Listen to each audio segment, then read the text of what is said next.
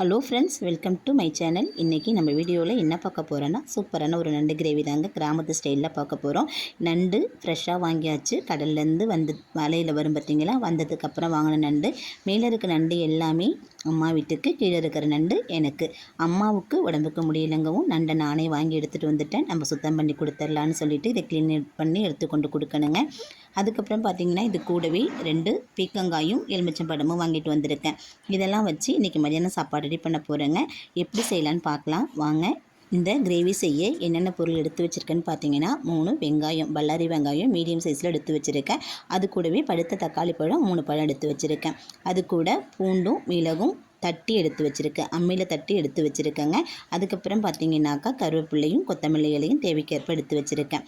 நண்டு கிரேவிக்கு பூண்டு மிளகு இடித்து போட்டால் நல்ல சுவையாகவும் இருக்கும், நல்ல வாசமாகவும் இருக்குங்க. அதுக்கப்புறம் நண்டை சுத்தமாக க்ளீன் பண்ணி எடுத்துகிட்டு வந்துட்டேங்க. அதில் மஞ்சத்தூள் போட்டு கழுவி எடுத்துகிட்டு வந்திருக்கேன். நண்டு ஃபஸ்ட்டு கழுவும் போதே நல்லா கழுவி எடுத்துடணும். க்ளீன் பண்ணி எடுத்ததுக்கப்புறம் கொஞ்சம் மஞ்சத்தூள் மட்டும் போட்டு லைட்டாக கழுவுனா போதுங்க. அதுக்கப்புறம் வடச்சட்டி அடுப்பில் வச்சு தாளிப்பதற்கு சோம்பும் கடுகும் சேர்த்துருக்கேங்க. சோம்பு சேர்த்து நண்டு குழம்புக்கு தாளிக்கும் போது நல்ல வாசமாக இருக்கும். கடுகும் சோம்பும் நல்லா பொரிஞ்சு வந்ததுக்கப்புறம் நம்ம வெட்டி வச்சுருக்கிற வெங்காயத்தை சேர்த்துக்கலாம். வெங்காயம் நல்லா கண்ணாடி பதத்துக்கு நமக்கு வதங்கி வரணுங்க. எந்த அளவுக்கு வெங்காயமும் தக்காளி நமக்கு வதங்கி வருதோ அந்த அளவுக்கு கிரேவி நமக்கு டேஸ்ட்டாக இருக்கும். இது கூடவே கருவேப்பிலையும் சேர்த்துட்டு நல்லா வதக்கி விட்டுக்கலாம். வெங்காயம் கண்டிப்பாக கண்ணாடி பக்குவத்துக்கு மேலேயே நல்லா வதங்கி வரணுங்க. நல்லா வதக்கி விட்டுப்போம். நம்ம வெங்காயம் வதங்கிறதுக்கு முன்கூட்டியே உப்பு சேர்ப்பாங்க. நண்டு கிரேவிக்கு அந்த மாதிரி சேர்க்கக்கூடாது.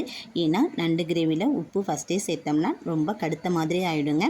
அதுக்கப்புறம் நம்ம இதை வேக வைக்கிறதுக்கு ஒரு மூடி போட்டு நம்ம வேக வச்சு எடுத்துக்கலாம். சட்டு நமக்கு வெந்து வந்துடும். வெங்காயம் இந்த அளவுக்கு வதங்கி வந்ததுக்கப்புறம் நம்ம தக்காளியை சேர்த்துக்கலாங்க. வெங்காயம் தக்காளி நல்லா குழைய வெந்து வரணும். கூடவே கொஞ்சம் போல் மல்லி இலை, எடுத்து வச்ச மல்லி இலையில் பாதி மல்லி இலையை இதில் சேர்த்துக்கிறேன். மீதியை நம்ம இறக்கும் போது சேர்த்துக்கலாம். இது குழைய வெந்து வரட்டுங்க. அப்போ தான் கிரேவி நல்லா டேஸ்ட்டாகவும் இருக்கும், திக்னஸாகவும் இருக்குங்க. இது ஒரு மூடி போட்டு நம்ம அப்படியே வேக வச்சு எடுத்துக்கலாம். வெங்காயமும் தக்காளியும் இந்த அளவுக்கு வெந்து வந்ததுக்கப்புறம் இது கூட நம்ம இடித்து வச்சுருக்க இல்லையா பூண்டு மிளகு, அதை இதை கூட சேர்த்துக்கலாங்க. பூண்டு மிளகை இது கூட சேர்த்து நம்ம வதக்கிட்டு போடும்போது இன்னும் நல்லா வாசமாகவும் இருக்கும். நண்டோட நான்வெஜ் ஸ்மெல் எல்லாமே நமக்கு இருக்குங்க. சேர்த்து வதக்கி செஞ்சு பாருங்கள், டேஸ்ட்டும் சூப்பராக இருக்கும். இது கூட நம்ம கழுவி எடுத்து வச்சுருக்க நண்டை சேர்த்துக்கலாங்க. நண்டு எல்லாத்தையும் உள்ளே சேர்த்துட்டு நம்ம நல்லா கிளறி கொடுத்துக்க வேண்டியதான். வெங்காயம் தக்காளி எல்லாமே நண்டோடு சேர்த்து நல்லா நம்ம கிளறி கொடுத்துடலாங்க. கிளறி கொடுத்துட்டு இதை ஒரு மூடி போட்டு நம்ம அப்படியே மூடி வச்சுருவோம். ஒரு 2 நிமிஷம் 3 நிமிஷத்துக்கு அப்படியே வெந்து வரட்டுங்க. இதை வேக வைக்கும்போது இதுக்கு தண்ணியெல்லாம் எதுவும் சேர்க்க வேண்டாங்க. அப்படியே மூடி போட்டு நம்ம வேக வச்சு எடுத்துக்கலாம். ஏன்னா நண்டு தானாகவே தண்ணி விடும். மூடி வச்சு வேக வச்சதுக்கப்புறம் நண்டு இந்தளவுக்கு தண்ணி விட்டு வந்திருக்குங்க. ஒரு அரை வேக்காடு அளவுக்கு நமக்கு நண்டு நல்லா வெந்து வந்துருச்சு. இது கூட கொஞ்சம் போல் சீரகத்தூளும் காரத்துக்கு தகுந்த மாதிரி மிளகாத்தூளும் சேர்த்துக்கிறேன்.